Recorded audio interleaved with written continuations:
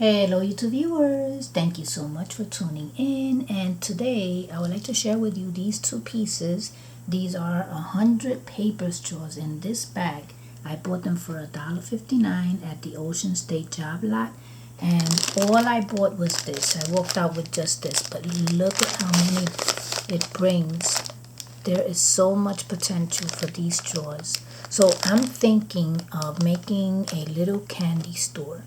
So I'm going to be using these for my candy store, and I am going to be using these as cakes. These are erasers. I bought these at the Dollar Tree a while back, so I've had them for a while.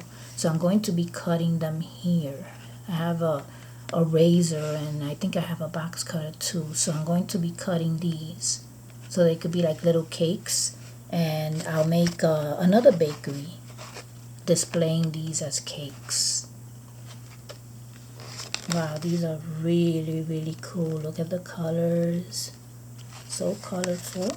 And then they have a scent too. I think that's why they call it Scentos.